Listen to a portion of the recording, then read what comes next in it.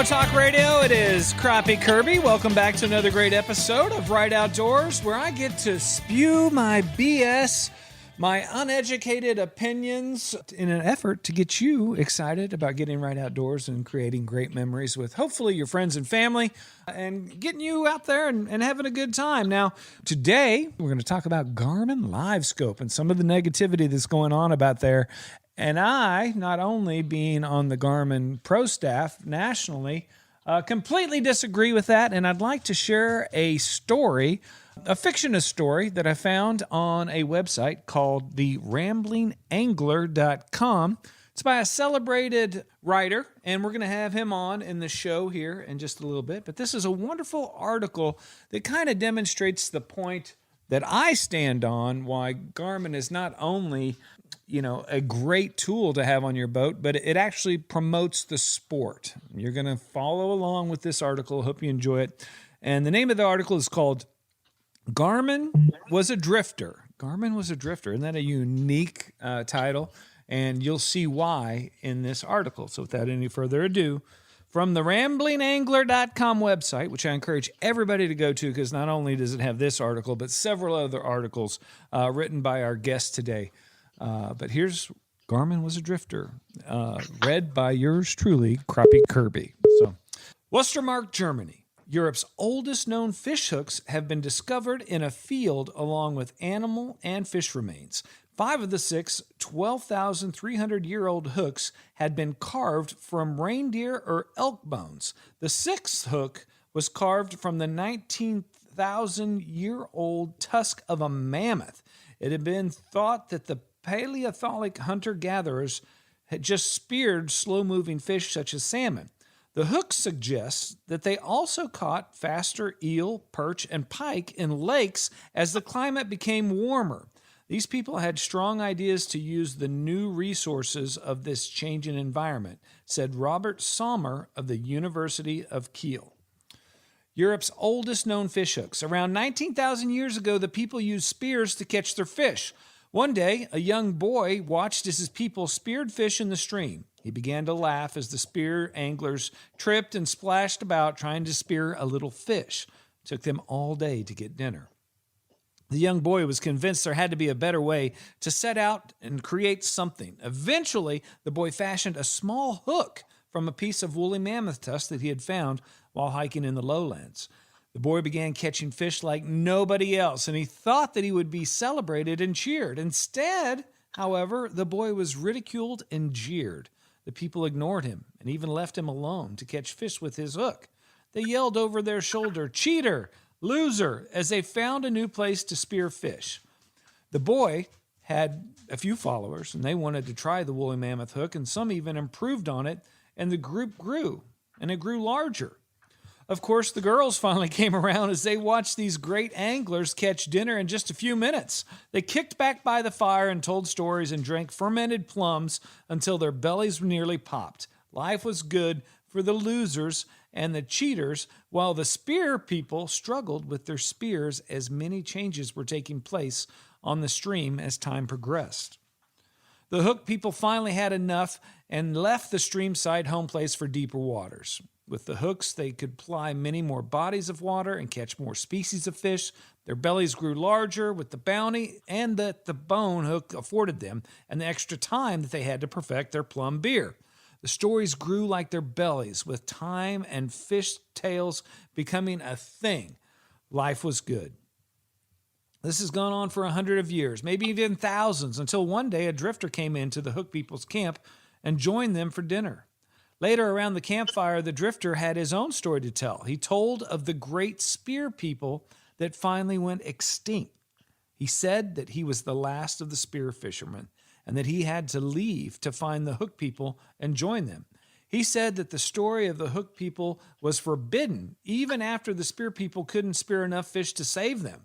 The story had become a legend, a myth amongst the spear fishermen, but the drifter believed it was true. The drifter slept good that night and dreamed of his first fishing trip with the hook people, and they traveled so far to find.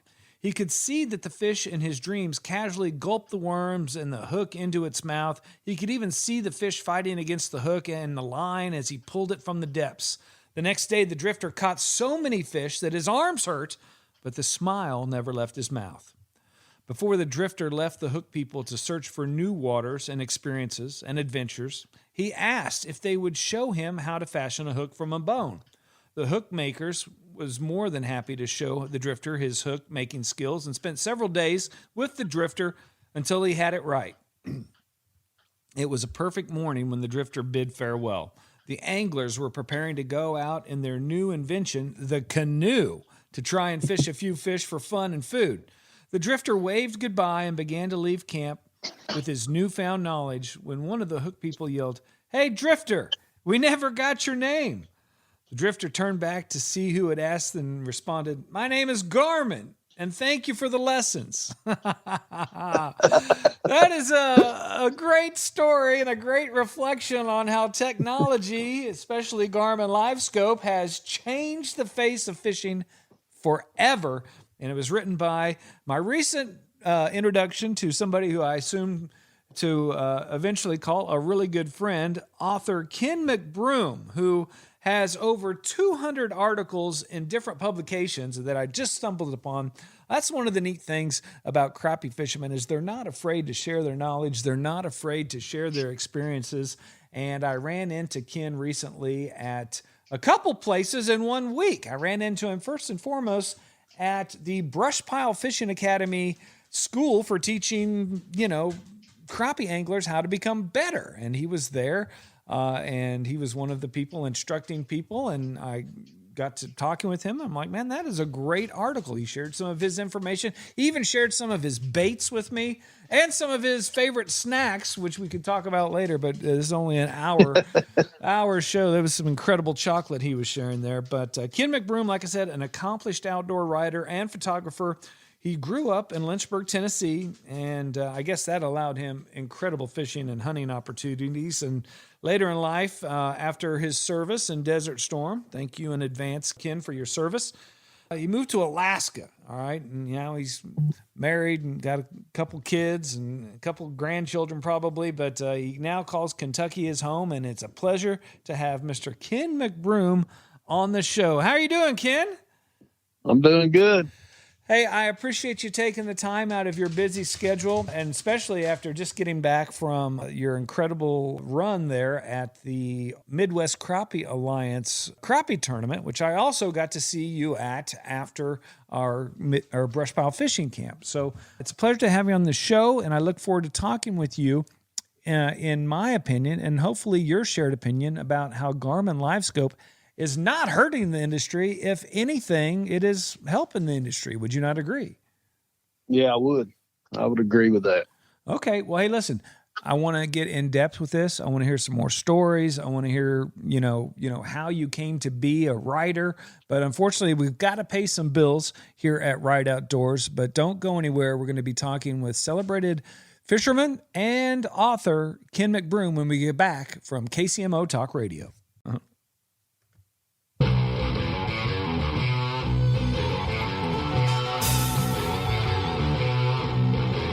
It's Right Outdoors with Crappie Kirby. Now on FM at 95.7 FM and AM 710. KCMO. Right Outdoors. It is Crappie Kirby, and we appreciate you guys listening. Now, earlier I read you a great article titled Garmin is a Drifter, or Garmin was a drifter, and it was by Mr. Ken McBroom, who I have the privilege of talking with today. Ken, great article. Thank you. I really, really like that because it kind of puts those Garmin haters, gives them a little perspective on you can't stop change, you can't stop technology. Wouldn't you agree? I would agree, and that's one of the reasons I wrote it. I was just seeing so many posts about that, and I was like, zoop, I zipped it right out. It was pretty easy to write. I've heard it so often now, and there's so much more to the LiveScope and everything that people don't understand, and it's just fun. We've tried all our lives to be able to see them fish under the water, and we finally do. And we've got a division that I'm not really understanding. I was actually at a boat ramp and I was called a loser and a cheater, which is in that article. Oh, that's At the boat ramp. And this guy had every kind of fathomable device on his boat, brand new Ranger. And I just laughed and said, well, sir, you caught 9 crappie today and I didn't get a bite. So I don't know what that's, he was spider rigging and caught 9 crappie. That's funny. Remember the first fish finder that came out? I think it was Lowrance. It was just the little round clicker that told you the depth, the little flicker thing. You remember that? I don't know if I remember that. I remember the green box. The green box. I think that was maybe the first one actually, and then the flicker came along, and then I think they actually developed some sonar, which is just a downward type thing, and the progression with the fish symbols, with the little fish symbols and the arches, and then came side imaging. Now, side imaging was an incredible tool in my crappie experience. Wouldn't you agree? I would agree with that. And it takes some studying too to perfect that too. Yeah, I think that's what some of these Garmin naysayers don't understand is just because you can know that the fish are there does not mean they will bite. Isn't that a fair statement? That's very fair, and it's not as easy to learn as you think. I mean, it takes some time on the water really, and I think people that haven't used it think you just go out there and catch fish, and trust me, that's not the case. All new technology takes a little bit of time to grasp, and even in the DJ world, which I would claim is my main hustle, technology has altered things. We started off carrying crates of records and giant 100-pound amplifiers, and now the speakers have the amps built into them. They're as loud as they can possibly get. They all weigh under 35 pounds. And, you've got 100,000 records on a hard disk the size of your palm. I mean, technology just keeps imploding on itself and getting bigger and better and brighter. And why not in the fishing industry? I mean, because a lot of people, especially the weekend warriors, some of the people that are complaining that don't have the Garmin technology, they're complaining the worst when they could benefit the most because it takes the guesswork out of whether or not you're fishing dead water. It doesn't put them on the hook. You still have to have that experience of time spent on the water to get them to bite. But it does let you know that, hey, they're in the general area, correct? Yes. And, I'm an old schooler, and really writing has really pushed me into the technology, only because I have to write about it and people ask me about it and want me to answer questions about it. I didn't know. So, I've picked up the trail cam, which I was against. I was never going to buy a live scope until I was on the boat with Ron Bilbrey and then Corey Thomas, and I'm like, I'm getting one. And 3 days later, it was on my boat. Yeah. So, and it was more than just seeing the brush pile, which is great. And it was more than I could see that I could learn the behavior of crappie, which is something I've always wanted to know more about, obviously, to catch more. And this thing allows you to do that. I mean, you can watch how they act, react, and it's just amazing what you can learn. And when you fish so long and you've caught a lot of fish in your life, and you just look for a new thing to kind of generate that excitement again. And this has definitely done it for me. I love, fishing for crappie with this and bass, although I'm not great with it with bass, but I can definitely find the schools of shad, which help. Yeah. It's funny is, like you said earlier, it does give you a view to the underwater world. And luckily, I've been blessed with my connections to be on the Garmin National Pro staff. And, I was kind of dabbling with one of the very first prototypes of LiveScope, which was called Panoptics. And I remember being so excited to actually be able to see my lure and see fish chase it. And what it would do is it would get me so excited that I would stop reeling. And immediately my bait would go to the bottom. And so I'm like, oh my gosh, I'm screwing this up. I would have been better off not having it and just making that cast.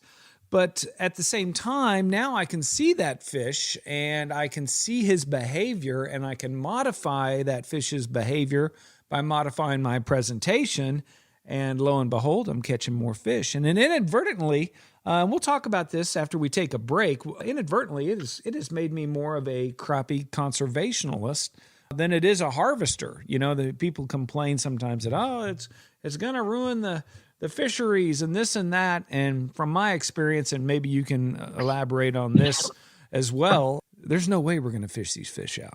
There's no way we're going to fish crappie out. Isn't that a fair statement?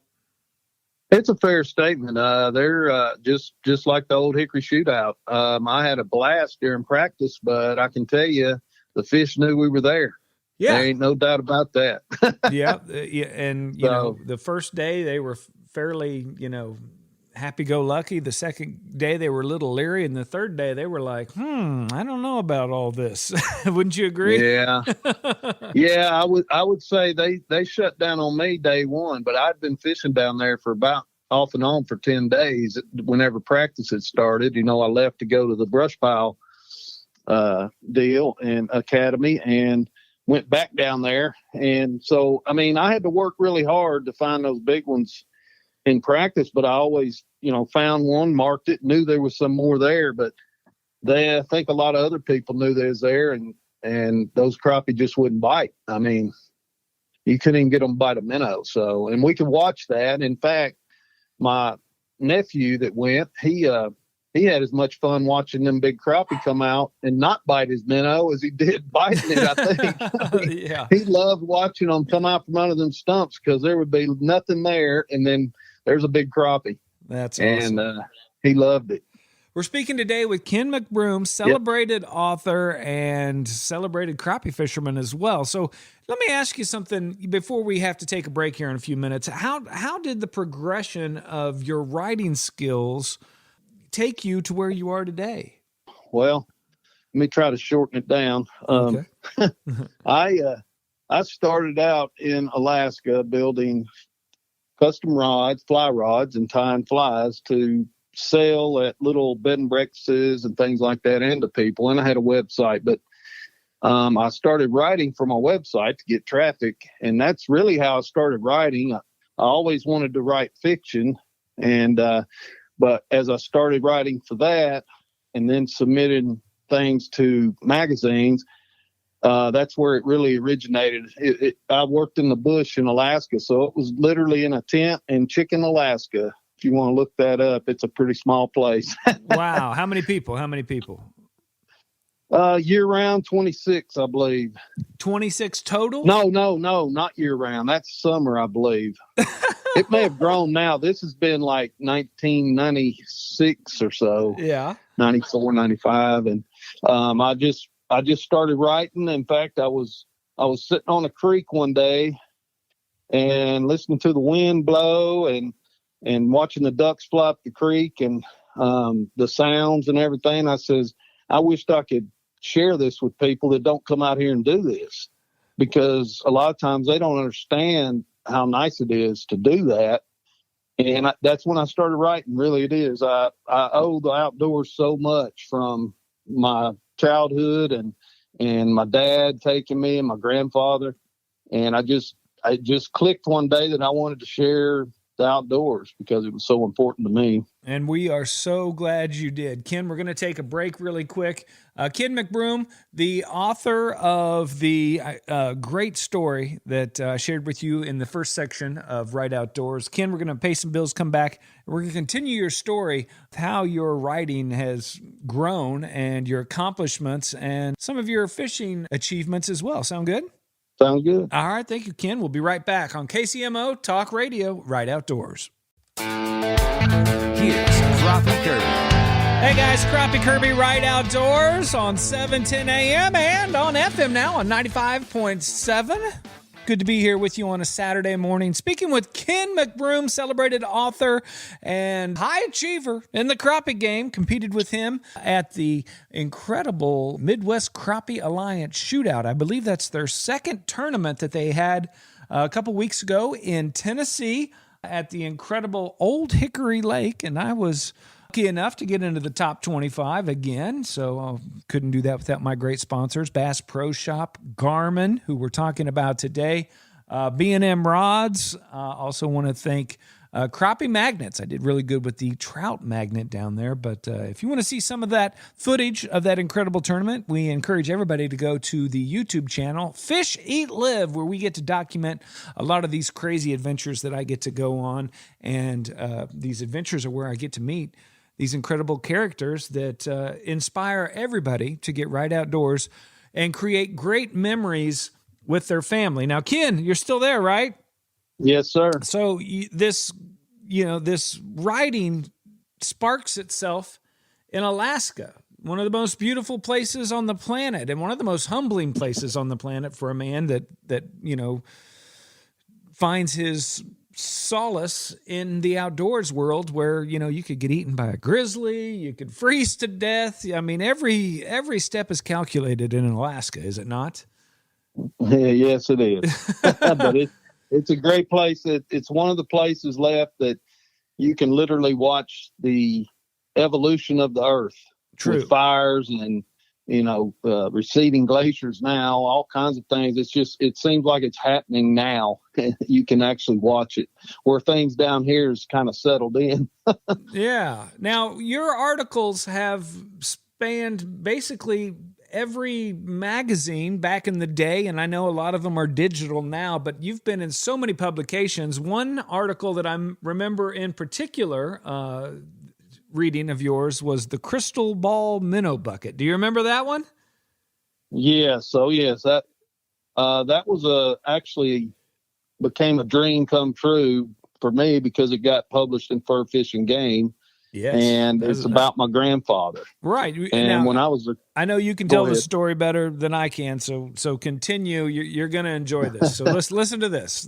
Go ahead. Okay. So when I was a kid, probably 6, 7 years old, my grandfather would take me fishing in a little aluminum boat, just an outboard motor.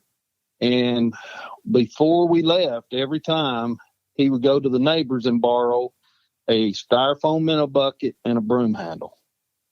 And I didn't know what it was. I didn't really care. I just wanted to catch some crappie. So we used B&M crappie poles, the old jig poles that had the reel in the end of them.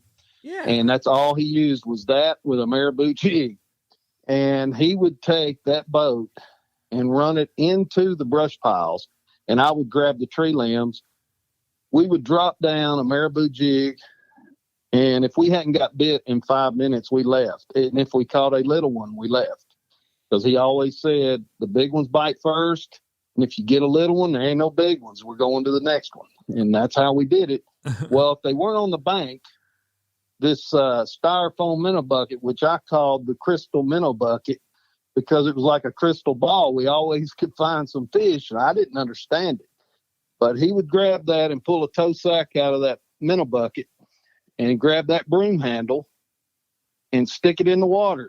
Well, it was years later that I realized that minnow bucket had a flasher unit in it, and that broom handle had a transducer on the end. And he did not stick that transducer straight down. He looked for brush pile with that broom handle out to the side. And now he lived on that river, Stones River, before it was even flooded. So he knew where the creeks were. And so we would go out there and I'd fall asleep because the sound of that 18 horse, I can still remember the smell and the sound. Oh, wow. And my grandfather was a man of few words, and he didn't say much while he was looking for them brush piles. And whenever he would find one, I'd be dozing off, chewing on my little tie strap for them orange life vest. Yeah. And I would hear him spit in the lake because he chewed Red Man tobacco. And when he spit, that was my cue, because the next word, because he never spit when he was looking. And the next words was, drop it here, Ken. And I dropped my jig down and we caught crappie that way. We never caught a lot of crappie. He was a man of,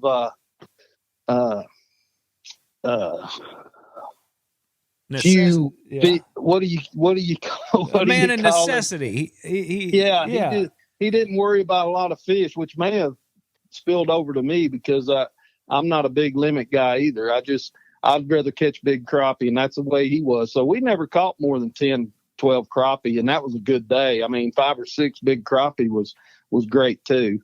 And we always caught some.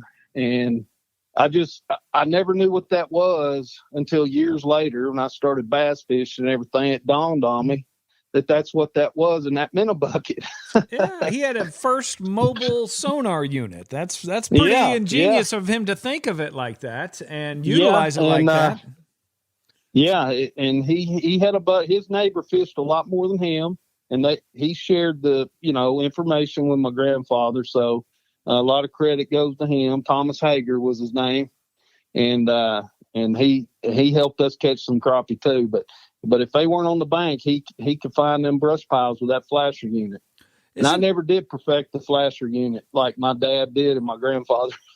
Yeah, but how intuitive for them to think to actually not mount it to the actual boat where you have to drive over it, to be able to, scan it right and left. That's kind of like the first scanning sonar that your grandpa created. And that was probably in 1975-ish, around in there. It's funny how, innovation comes through, need and want. And I think that's one of the neat things that Garmin has provided is, more knowledge about what goes on in the underwater world. Wouldn't you agree? Oh, yeah. Yeah. I enjoy just going out and seeing why they're not biting. If they're not biting, I keep fishing to figure out why they're not biting. Because you can watch them. Are they interested? Is it a color? Is it a profile? Yeah. And really, you learn more when the fish aren't biting than you do when they are biting. Especially when you can watch them. And I've said on this show, some of my best days fishing, I've caught nothing because I've learned something, or I've been humbled, or whatever the case may be, or I've taken some form of spirituality or a mental picture of the beauty and the freedom that I'm getting to experience, and what I call the mental massage of getting outdoors on a lake and fishing, whether it's for bass, catfish, walleye, or obviously our favorite crappie. Now, Ken, we got to take a break, but when we come back, I want to talk about my love for your grandpa and his man of necessity attitude, taking just what he needs. And I think the Garmin LiveScope has done that for many, many, many people, including myself. We're going to talk about that when we get back. KCMO Talk Radio, right outdoors with yours truly, Crappie Kirby. Hey guys, Crappie Kirby on a Saturday morning in Kansas City. Hope you get right outdoors and experience some great memories with your friends and family.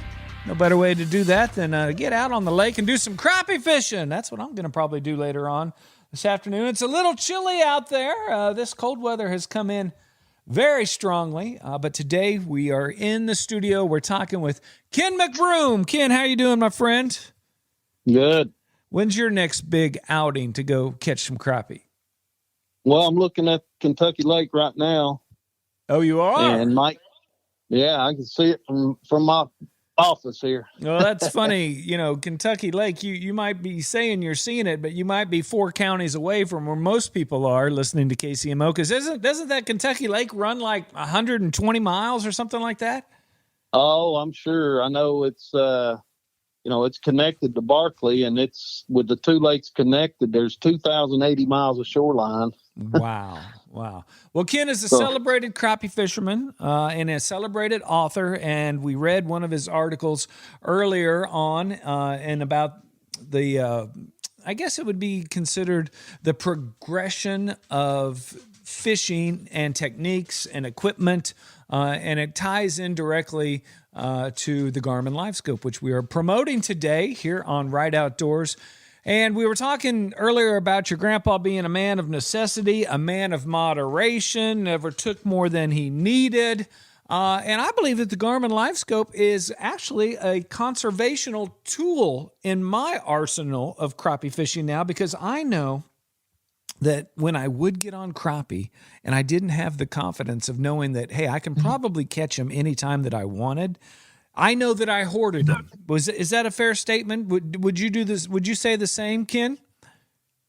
Yeah, sure. When you got on a good stack of fish, you kept them because you might not catch one for several trips. Yeah.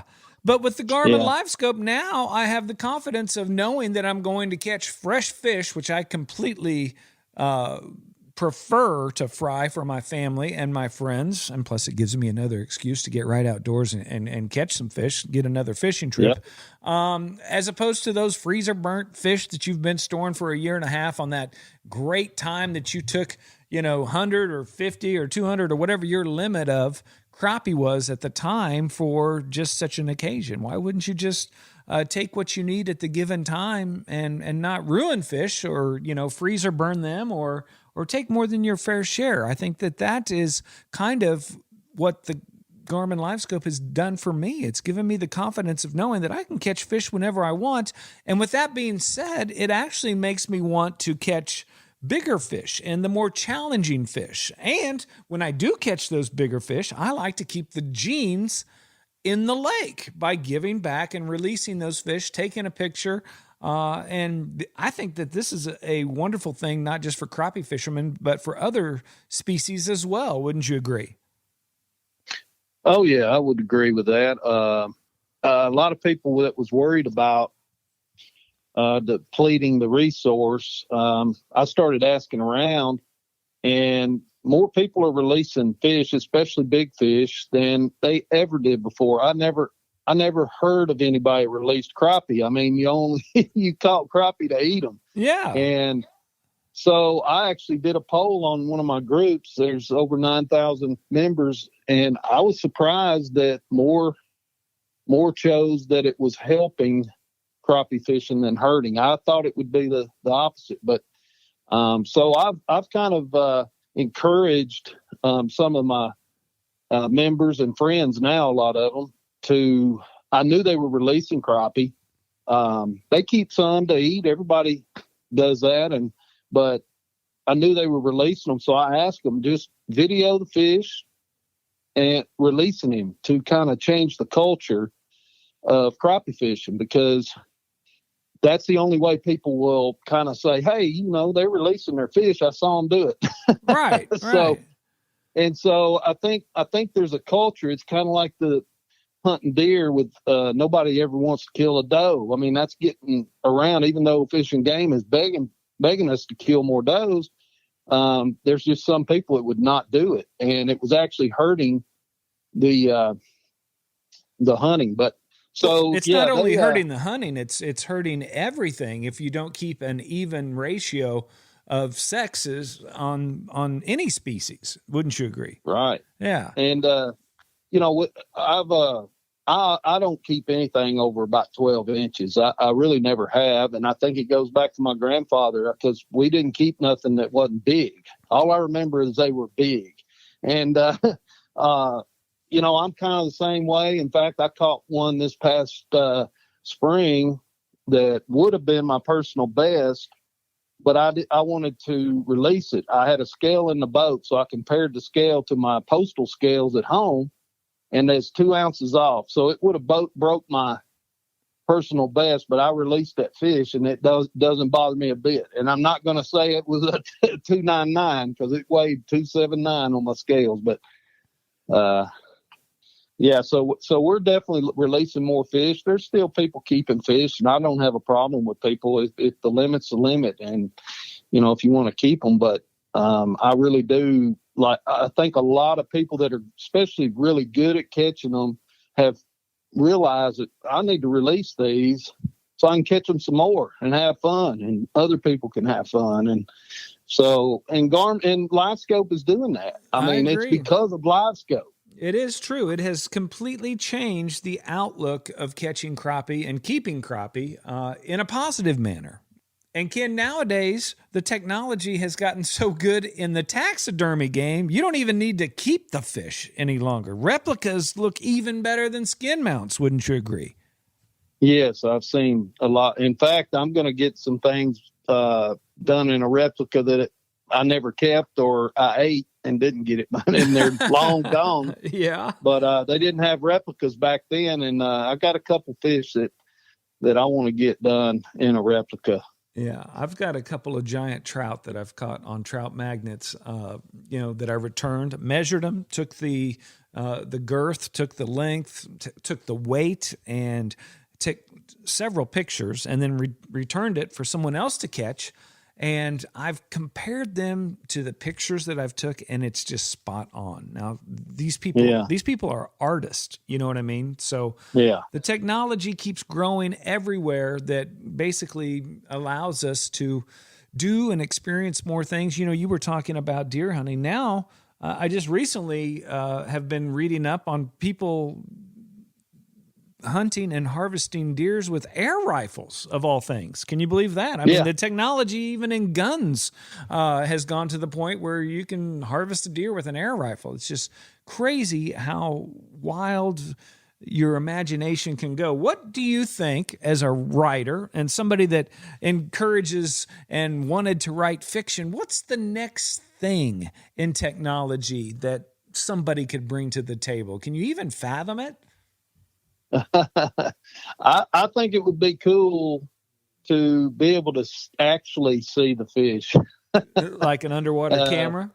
Yes, but like a live scope deal where you could, I'd say that's coming someday. I mean, I don't know why not. You can almost, see the fish's face now, and I've tried long lining and spider rigging since I got live scope, and it lasted about 10 minutes. And, I put everything up and grabbed my single pole and went back to finding my brush piles, because that's the way I want to fish now. And I love it.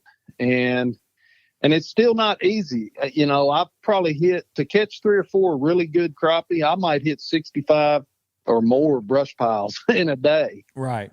And so it's not automatic. There's some people catch them better than others, obviously, but they've always been people that did that even before live scope. So true. But yeah, I love fishing that way. I love to feel the bite, even though I see him coming. I love to feel it. Oh yeah, because like you said, we used to jig it, we used to stop the retrieve, we did all this stuff that they can't stand. I know. I always say that the jig is the worst possible name for that particular lure, because working with Garmin Live Scope and seeing that basically all we're doing is popping that bait out of their view when we jig it up and down. Isn't that correct? And it's unnatural. It's really unnatural. No. It's Now I know that there's some species that jigging works phenomenally on. But if I were to name a little tiny jig, you know what I'd name it? I'd name it a riser. I always have better bites when I just slowly raise that jig up. Not jigging it, popping it. That spooks them half the time, in my personal opinion. But that's just one of the many things that Garmin has given us the knowledge of through LiveScope, and it's only going to get better. They're releasing new things every day. Garmin has the best connectability of any marine company out there, in the way that their trolling motors connect to their fish finders. Their fish finders connect to the live scope. Your watch connects to all of it, and you can control everything from numerous screens by linking your stuff together. And the updates that they keep bringing us through Garmin are just phenomenal, and they've got some really, really smart engineers there right here in our backyard of Kansas City. So thank you, Garmin, for all that you do. I want to thank you, Ken, for taking the time for writing such an intuitive article entitled Garmin Was a Drifter. And we read that earlier, and I thought, man, I want to talk to this guy. Where can people find some of your other works, Ken, as we're heading out of here? Ramblingangler.com. Ramblingangler.com. You can find a collection of all of Ken McBroom's articles, and many of them very entertaining, many of them very educational, and definitely the Garmin is a Drifter, very insightful, from celebrated crappie fisherman and author Ken McBroom. Thank you for being here today, my friend. You're welcome.